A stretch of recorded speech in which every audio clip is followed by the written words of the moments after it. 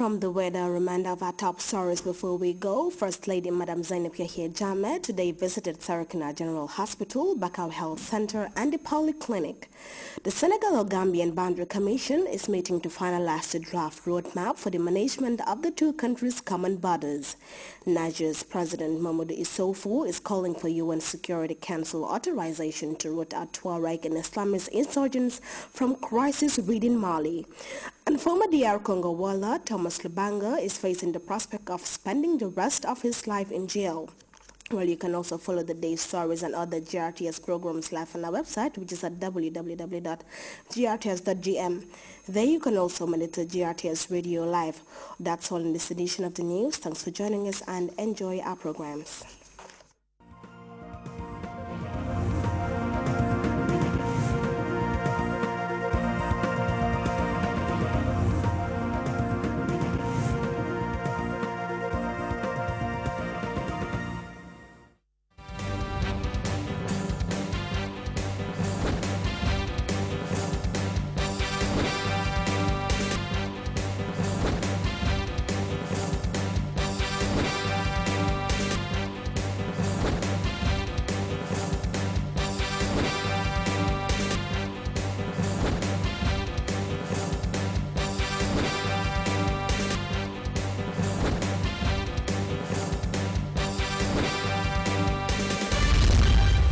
Hello and welcome to the interview. My guest is Malick Jones. He is the General Manager of GAM Petroleum Storage Facility at Mandinari. Michael, welcome to the interview. Thanks, Malick. Appreciate it. Wonderful place you have here and very sophisticated, I must say. Who's behind this idea? This was the vision of His Excellency the President, President of the Republic of Gambia, President Jammeh. And part of his vision was to be self-sufficient in fuels throughout the country and in readily supply of fuels, and to become an international hub for fuel itself. Michael, I mean, to run this place, one needs to have the expertise. Can you tell me how did you get into the oil business? It happened many years ago. I attended the University of Michigan, and from there I went on to other privatized businesses and retooled them and put them back up on the market and made money. Well, then I got an offer from a major oil company. Actually, now I think they are the fourth or sixth largest oil company in the world, to come on board their staff. And then from there I even went on to more schooling, and the fuel industry is like the medical field. It's constant schooling. I got into the business of putting the recipes together and blending the fuels for gasoline, diesel fuel, jet fuel, asphalt or bitumen, and then I went on into the projects and helped with the $1.5 billion expansion project for the refining end of the fuel industry. And then I was approached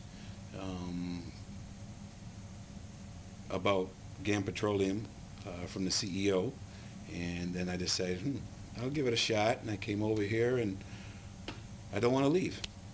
I love it here. When you came here, the facility was being built. Yes, when I came here, it was nearing the end of the construction phase. At that point in time,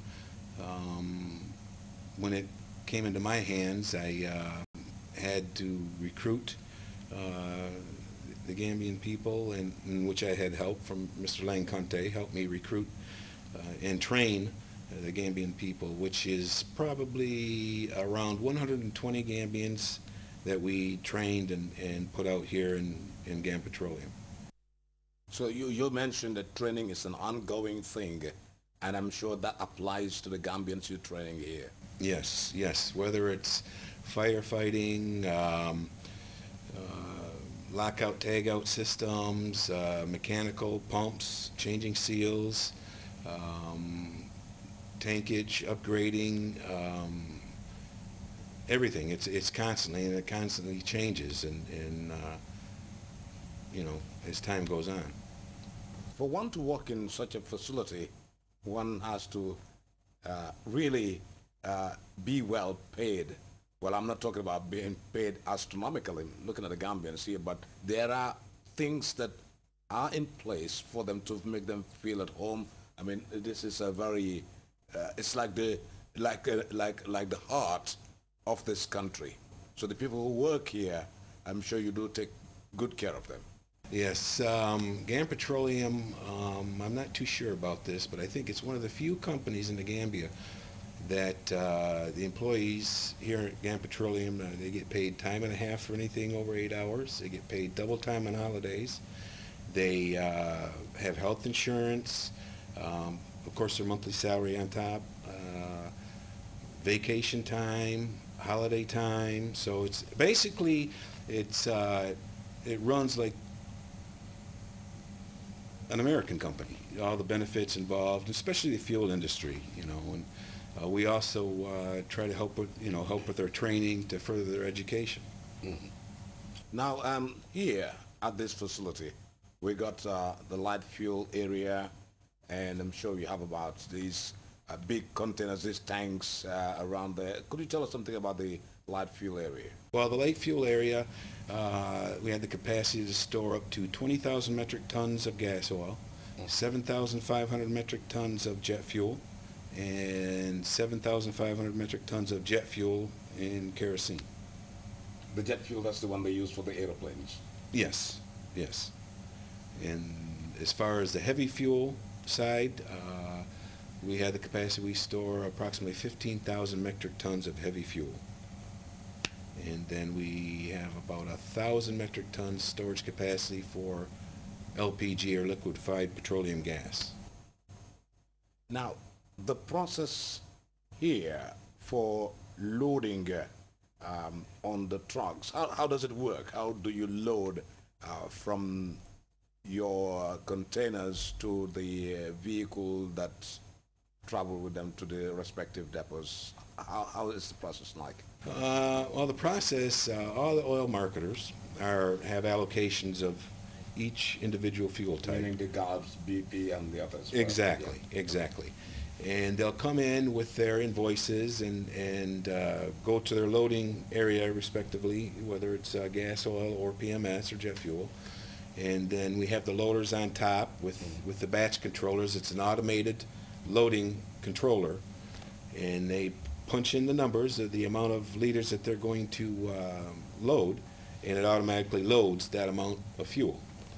Once that process is done, then the loader lifts the loading arm out, the truck comes back around and sits here on the side where they'll come out with the loading ticket. Everything, the numbers are verified. Then the trucks are then sealed. The tickets are signed off by myself, and at that point in time, once everything's okay, then they're off to their respected fuel facilities. Liquefied petroleum gas has always been a big problem for the Gambia, and we used to import this from neighboring Senegal, but gone are those days now. Now we have gas in abundance here at the GAM Petroleum Depot. Can you throw some light on that? Yes, this is true. It's the first time, it's first in the history of the Gambia, you're right. And at this point in time, now the Gambia is self-sufficient as far as the LPG or the gas. We load via bulk or truck, and we bottle them ourselves on the site. So yes, at this point in time, the Gambia is self-sufficient as far as LPG also. You were here when the president visited this place at the opening ceremony when he was commissioning it. How did he feel when he saw... How did I feel? Both you and the president. How did you feel yourself first? I felt honored. I felt honored to be in the same site as he was. He's a great man. He's a great leader. And I was proud because it was history in the making.